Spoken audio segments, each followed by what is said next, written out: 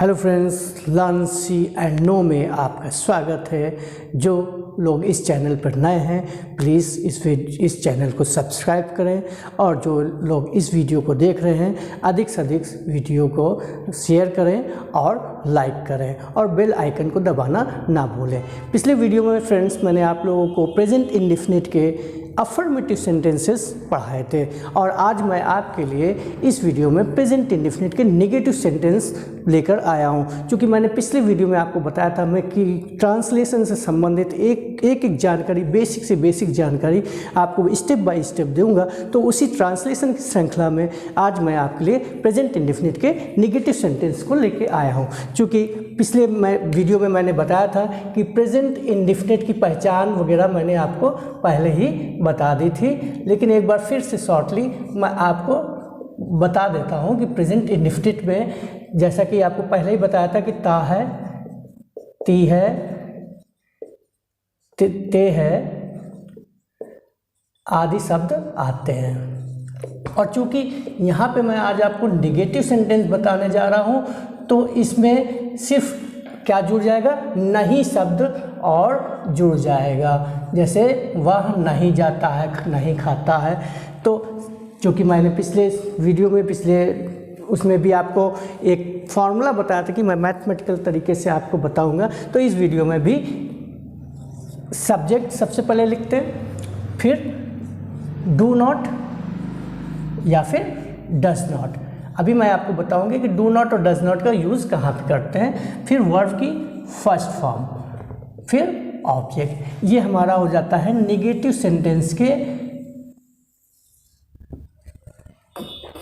Sentence को बनाने का फॉर्मूला कि किस तरह से हम प्रेजेंट इंडेफिनिट के नेगेटिव सेंटेंस को बनाएंगे। क्योंकि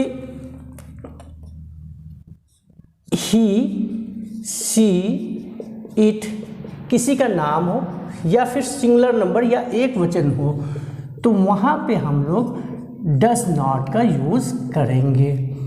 और आई, वी, यू, दे और बहुवचन के होता है तो वहाँ पे हम लोग डू नॉट का यूज़ करेंगे। फिर से समझ लीजिए कि अगर हमारा सब्जेक्ट ही, सी, इट या किसी का नाम है, एक वचन है, तो वहाँ पे हम लोग डज नॉट का यूज़ करेंगे।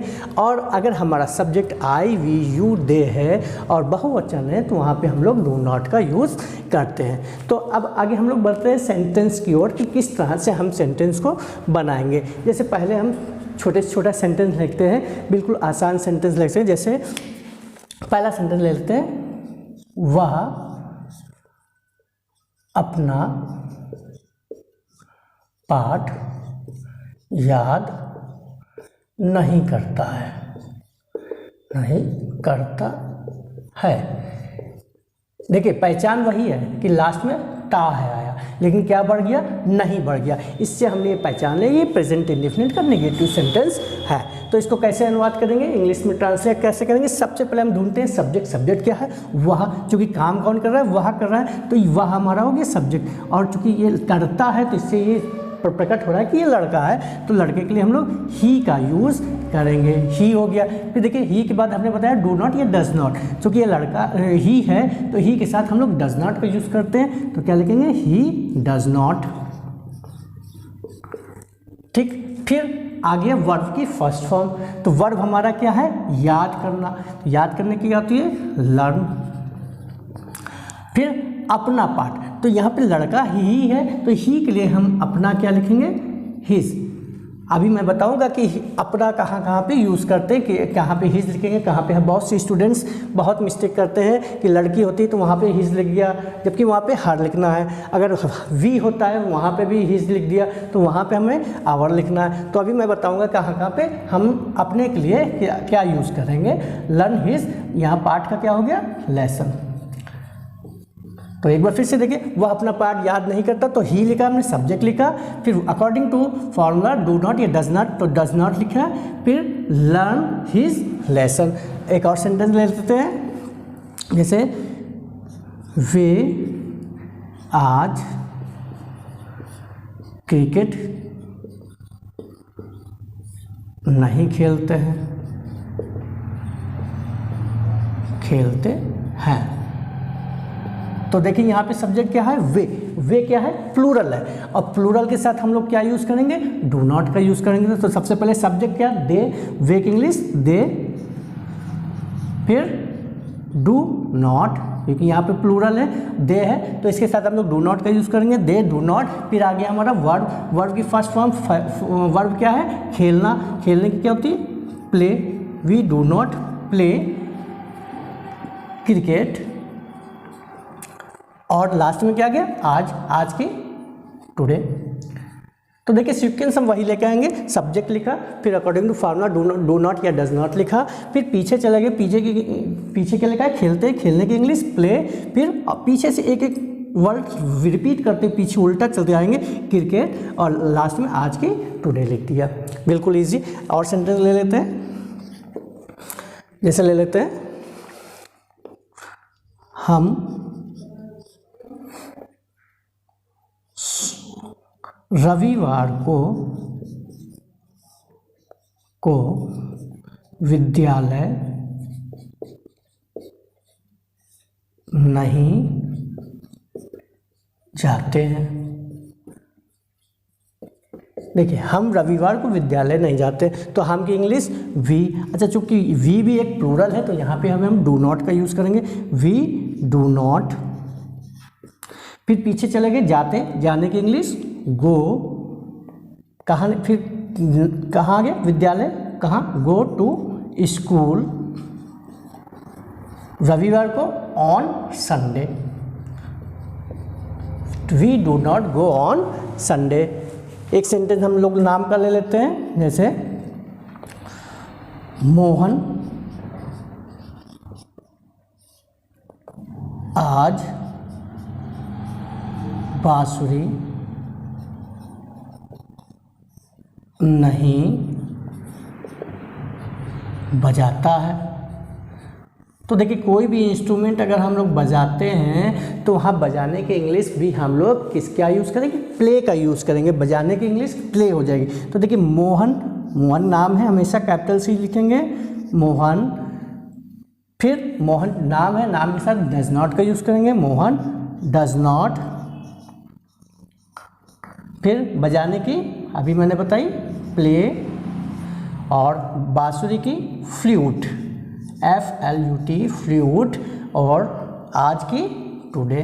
तो Mohan does not play flute today. सबसे इजी, मोहन सब्जेक्ट लिखा, फिर डज नॉट लिखा, फिर बजाने की प्ले फ्लूट टुडे। एक दो सेंटेंस और ले लेते हैं, जैसे फिफ्थ सेंटेंस हम ले लेते हैं कुछ अलग हटके। जैसे कुछ सेंटेंस में कहते हैं कभी नहीं, तो कभी नहीं के लिए हम लोग नेवर का यूज़ करते हैं। और जब कभी नहीं लिखते हैं, ऐसे अगर हम लोग डज नॉट लिख रहे थे, अगर सिंगुलर है डज नॉट लिख रहे थे तो यहाँ पे डज नॉट लर्न लिखते हैं। लेकिन जब नेवर आ जाता है तो नेवर में हम लोग डू नॉट डज नॉट का यूज़ नहीं करेंगे। तो वहाँ पे हम लोग अकॉर्डिंग टू, अगर सिंगुलर है तो वर्ब की फर्स्ट फॉर्म में एस या ईएस का यूज़ करेंगे, जैसे कि प्रेजेंट इंडेफिनिट या अफर्मेटिव में करते थे। जैसे या कभी नहीं आ जाता है तो वह कभी झूठ नहीं बोलता है। देखिए यहाँ पे कभी नहीं आ गया, तो कभी नहीं के लिए हम लोग नेवर का यूज़ करेंगे। तो सबसे पहले सब्जेक्ट, फिर डू नॉट डज नॉट जहाँ पे लिखते थे सब, वहाँ पे हम लोग कभी नहीं यानी कि नेवर का यूज़ करेंगे, ही नेवर। फिर झूठ बोलने की क्या होती, टेल। अभी तक देखिए निगेटिव सेंटेंस थे, उसमें हम लोग वर्ब में एस या ईएस का यूज़ नहीं कर रहे थे। क्यों नहीं कर रहे थे? क्योंकि डज में ऑलरेडी ईएस लगा हुआ। तो यहाँ पे चूँकि ही के साथ एस लगता था, डज में ईएस लगता था, तो यहाँ पे ही के साथ जब नेवर लगा रहे हैं तो यहाँ पे हम लोग एस का यूज़ करेंगे, ही नेवर टेल्स अ लाई। ये सेंटेंस हो जाएगा। अब इसी तरह से एक सेंटेंस और ले लेते हैं, जैसे मैं कभी टहलने नहीं जाता हूँ।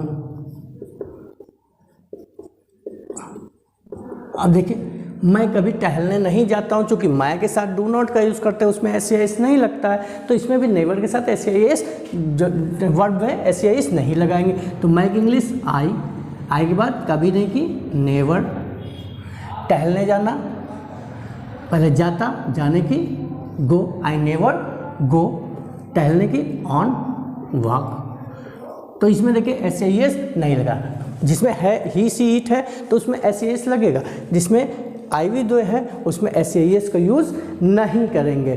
तो I never go on walk. एक सेंटेंस और ले लेते हैं, जैसे कि मेरे पिताजी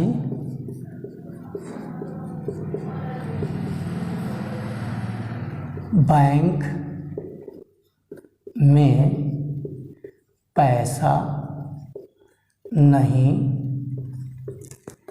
जमा करते हैं।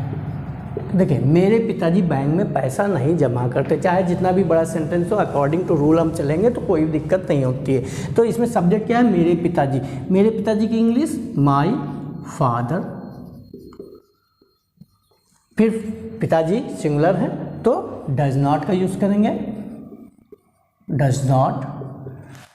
अच्छा, बैंक में पैसा जमा करने की क्या होती है, डिपॉजिट।